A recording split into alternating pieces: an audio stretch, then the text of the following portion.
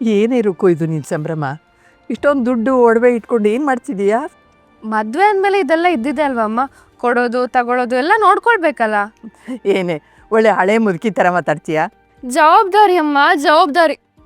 ನನ್ನ ಬೆನ್ನು ಬಾಗೋಗಿದೆ, ನೋಡು ಬೇಕಾದ್ರೆ.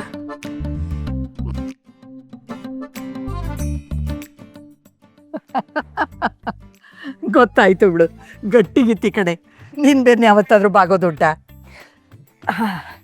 ಈಗ ಹೇಳು, ಇಷ್ಟೊಂದು ದುಡ್ಡು ಯಾತಕ್ಕೆ ತಗೊಂಡ್ಬತ್ತೆ? ಮದುವೆ ಖರ್ಚೇನೋ ಅವ್ರು ನೋಡ್ಕೊಳ್ತಾರೆ, ಅದ್ರ ಶಾಸ್ತ್ರಕ್ಕೆ ಮದುವೆ ಗಂಡಿಗೆ ನಾವೇನು ಕೊಡಬೇಕು ಅದನ್ನು ಕೊಡ್ಬೇಕಲ್ವಾ. ಅದಕ್ಕೆ ನಾಳೆ ಇದನ್ನೆಲ್ಲ ಸೂರ್ಯಪ್ರಕಾಶ್ ಸರ್ಗೆ ಕೊಟ್ಟು ಬರೋಣ ಅಂತ ರೆಡಿ ಮಾಡ್ಕೊಳ್ತಾ ಇದ್ದೆ. ಅಲ್ಲ ಪುಟಿ, ಸಮುದ್ರಕ್ಕೆ ಒಂದು ಕೊಡ ನೀರು ತಗೊಂಡು ಹೋಗಿ ಸುರಿದ್ರೆ ಅಲೆ ಬರುತ್ತಾ? ಹಾಗೇನೆ ನೀನು ಸೂರ್ಯಪ್ರಕಾಶ್ ಅವ್ರ ಮನೆಗೆ ಹೋಗಿ ದುಡ್ಡು ಕೊಡ್ತೀನಿ ಅಂದರೆ ನಾನು ಏನು ಹೇಳಲಿ ಹೇಳು? ಸೂರ್ಯಪ್ರಕಾಶ್ ಸರ್ ಅವ್ರ ಮನೆಗೆ ದುಡ್ಡು ಕೊಡ್ತಾ ಇಲ್ಲಮ್ಮ, ನಮ್ಮ ಕರ್ತವ್ಯನ ನಾವು ಮಾಡ್ತಾ ಇದ್ದೀವಿ. ನಾಳೆ ಒಂದಿನ ಮಾತು ಬರಬಾರ್ದಲ್ವಾ? ನಮ್ಮ ಕೈಲಾದಷ್ಟು ನಾವು ಕೊಟ್ಟು ಸ್ವಾಭಿಮಾನನ ನಾವು ಕಾಪಾಡ್ಕೊಳ್ಬೇಕು, ಸರಿ ತಾನೆ? ಒಂದೊಂದು ಸಲ ನೀನು ಮಾತಾಡೋದು ಮಂಜುನೇ ಮಾತಾಡ್ದಾಗತ್ತೆ ಕಣೆ. ಮಂಜಣ್ಣನ ತದ್ರೂಪನೇ ತಾನೇ ಇರುಕ್ಕು, ಅದೇ ಪವರು ಅದೇ ಕದರು. ನಿನ್ನನ್ನು ನೋಡಿದರೆ ತುಂಬ ಖುಷಿ ಆಗುತ್ತೆ ಕಣೆ. ಈ ಚಿಕ್ಕ ವಯಸ್ಸಿಗೆ ನೀ ಇಷ್ಟೆಲ್ಲ ಜವಾಬ್ದಾರಿ ತಗೊಂಡಿದೆಯಲ್ಲ. ಅದೇ ಅಮ್ಮ ಹೇಳಿದ್ದು, ನೋಡು ಬೇಕಾದ್ರೆ. ಐ ಕೂತ್ಕೊಳ್ಳೆ ಹಳೆ ಮುದುಕಿ. ಹೌದು, ನೀನು ಕೊಡೋ ದುಡ್ಡನ್ನ ಅವ್ರು ಇಸ್ಕೋತಾರ? ಕೊಡೋದು ನಮ್ಮ ಕರ್ತವ್ಯ, ತಗೊಳ್ಳೋದು ಅವ್ರ ಧರ್ಮ. ಒಳ್ಳೆ ಮನುಷ್ಯರು ಒಳ್ಳೆ ಉದ್ದೇಶನ ಬೇಗ ಅರ್ಥ ಮಾಡ್ಕೊಳ್ತಾರೆ. ಸೂರ್ಯ ಅಣ್ಣ, ಅಣ್ಣ ಪ್ಲೀಸ್ ಒಂದು ನಿಮಿಷ ಬೇಗ ಬಾ. ಸೂರ್ಯ, ಯಾಕೆ ಏನಾಯ್ತು? ಯಾಕೆ ಕುಕ್ಕೋತಿದ್ದೀರಾ? ಹಾಂ,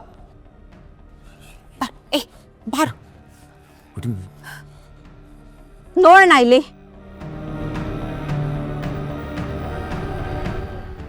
ನೋಡು, ಇದ್ರ ಬಗ್ಗೆ ಏನಪ್ಪ ಹೇಳ್ತೀಯ ಸೂರ್ಯ? ಈಗೇನಾಯ್ತು?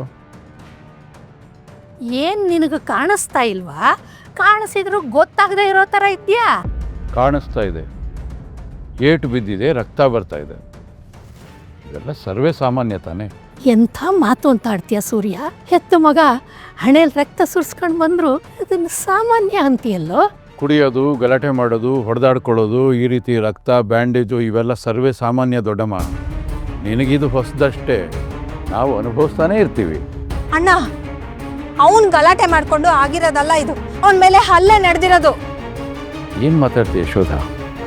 ಇವನ್ ಮೇಲೆ ಯಾರು ಮಾಡ್ತಾರೆ ಹಲ್ಲೆ? ಊರಲ್ಲಿರೋರ ಮೇಲೆಲ್ಲ ಇವನ್ ಮಾಡಿದ್ರೆ ಸಾಲದ ಹಲ್ಲೆ? ಅಣ್ಣ, ಜ್ಯೋತಿಷಿ ಹೇಳಿದ್ದು ಸುಳ್ಳಲ್ಲ, ಅದಕ್ಕೆ ತಕ್ಕನಾಗೆ ನಡೆದಿದೆ ಇಲ್ಲಿ. ನಿಶ್ಚಿತಾರ್ಥದ ದಿನವೇ ಕುಟುಂಬದವ್ರ ರಕ್ತ ಹರಿದಿದೆ. ಆ ಜ್ಯೋತಿಷಿ ಹೇಳಿದ ಗಂಡಾಂತರ ಇವತ್ತೇ ಶುರುವಾಗಿದೆ.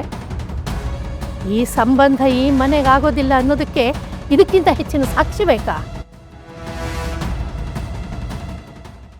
ಈ ಮದುವೆ ನಡೆದರೆ ಇನ್ನು ಎಷ್ಟು ರಕ್ತ ಹರಿಯುತ್ತೋ ಅಂತ ಭಯ ಭಯ ಆಗುತ್ತೆ ನನಗೆ.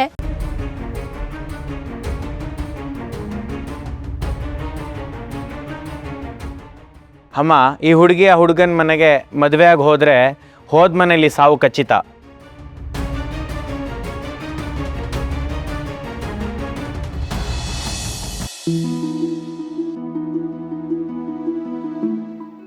ಏನು ನಡೀತಾ ಇದೆ ಇಲ್ಲಿ?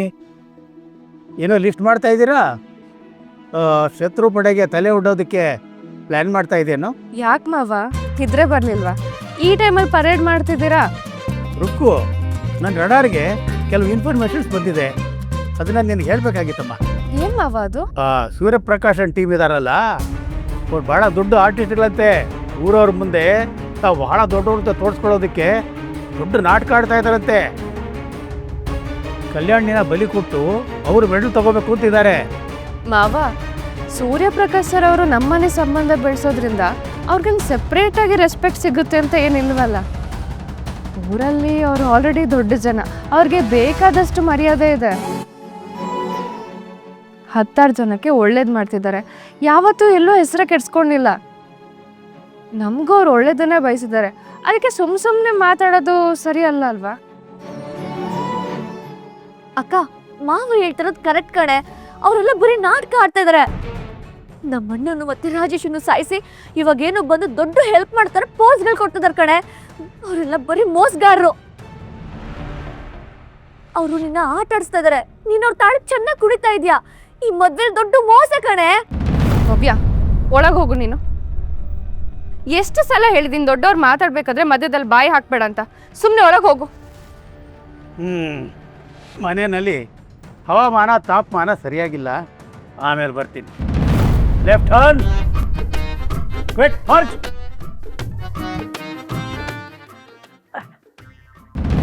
ರುಕು, ಇದನ್ನೆಲ್ಲ ಬೇಗ ಮುಗಿಸಿ ಮಲ್ಕೋ. ನೀನು ತುಂಬಾ ದಡ್ಕೊಂಡಿದೀಯಾ.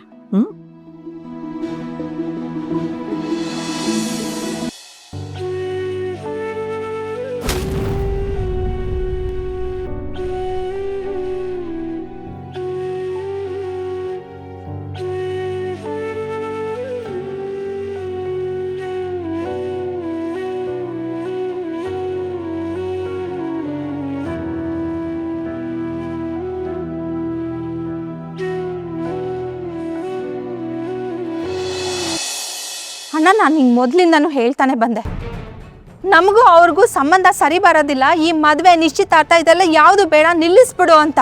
ನೀ ನನ್ನ ಮಾತೇ ಕೇಳಿಲ್ಲ. ಈಗ ನೋಡಿದ್ಯಾ ಪರಿಸ್ಥಿತಿ ಎಲ್ಲಿವರೆಗೂ ಬಂದು ನಿಂತಿದೆ ಅಂತ. ಆ ಮನೇಲಿ ಆ ಚೋಟ್ ಮೆಣಸಿನ್ಕಾಯಿ ಇದ್ದಾರಲ್ಲ, ಅದ್ರದ್ದೇ ಇಷ್ಟು ಘಾಟು. ದೊಡ್ಡಮ್ಮ, ಏನು ಅಂತ ಮಾತಾಡ್ತಾ ಇದೀಯಾ? ನಿನ್ನ ವಯಸ್ಸಿಗೆ ತಕ್ಕ ಹಾಗೆ ಮಾತಾಡಬೇಕು. ನಿನ್ನ ಬಾಯಲ್ಲಿ ಇಂಥ ಮಾತು ಬರ್ಬೋದು, ತಪ್ಪಿಲ್ಲ. ಆದರೆ ಈ ಮನೆಯಲ್ಲಿ ಅಂಥ ಮಾತುಗಳೆಲ್ಲ ಕೇಳಿಸ್ಕೋಬಾರ್ದು ನಾವು. ಯಾಕೆಂದರೆ ಇದು ಅವಿಭಕ್ತ ಕುಟುಂಬ, ನೆನಪಿರಲಿ. ಸಾಕು ಸುಮ್ಮನಿರಪ್ಪ. ಸಂಬಂಧ ಕುದುರಿದ್ರು ಹುಡುಗನ ಮೇಲೆ ಹಲ್ಲೆ ಮಾಡಿದಾಳಲ್ಲ. ಈಗಲೂ ಸುಮ್ಮನಿದ್ರೆ ನಾಳೆ ನಮ್ಮನ್ನ ಥಕಥೈ ಅಂತ ಡಾನ್ಸ್ ಮಾಡಿಸ್ತಾರೆ. ದೊಡ್ಡಮ್ಮ, ಅಲ್ಲೇನು ನಡೆದಿದೆ ಅನ್ನೋದು ನಿನಗೂ ಗೊತ್ತಿಲ್ಲ, ನನಗೂ ಗೊತ್ತಿಲ್ಲ. ಸತ್ಯ ಏನಂತ ತಿಳ್ಕೊಂಡು ನಾವೆಲ್ಲ ಮಾತಾಡಬೇಕು. ಸತ್ಯ ನಿನ್ನ ಕಣ್ಮುಂದೆನೆ ಕಾಣಿಸ್ತಿದ್ಯಲ್ಲ ಅಣ್ಣ. ಏನು? ಅವನ ಹಣೆನಲ್ಲಿ ರಕ್ತ ಸುರಿತಾ ಇದೆ, ಆ ಆಟೋದೊಳಗೆ ಕಟ್ಟಿರೋ ಪಟ್ಟಿ ಇಲ್ಲಿದೆ. ಇದಕ್ಕಿಂತ ಸಾಕ್ಷಿ ಇನ್ನೇನು ಬೇಕು? ಇನ್ನೂ ಆ ಕುಟುಂಬದ ಬಗ್ಗೆ ವ್ಯಾಮೋಹ ಇದೆಯಾ ನಿಂಗೆ? ಅಣ್ಣ, ಸ್ವಲ್ಪ ಯೋಚನೆ ಮಾಡಿ ನೋಡು. ಒಂದು ಕಡೆ ಕೈ ಕುಲ್ಕಿ ತಿರುಗಿ ಬರೋ ಅಷ್ಟೊತ್ತಿಗೆ ಕತ್ತೆ ಹಿಸ್ಕೋ ಜನ ಅಣ್ಣ ಅವರು. ಇಂಥ ಸಂಬಂಧ ನಮಗ್ ಬೇಕಾ? ನನಗೆ ಯಾಕೋ ಇದು ಅಪಶಕನ ಅನಿಸ್ತಾ ಇದೆ. ಫಸ್ಟ್ ಆಫ್ ಆಲ್ ಇವನ್ನ ಅಲ್ಲಿಗೆ ಬರೋಕೆ ಹೇಳಿದ್ದು ಯಾರು? ಬರ್ಬೇಡ ಅಂತ ಹೇಳಿರ್ಲಿಲ್ಲ ನಾನು? ನನ್ನ ಮಾತಿಗೆ ಬೆಲೆ ಕೊಟ್ರಾ?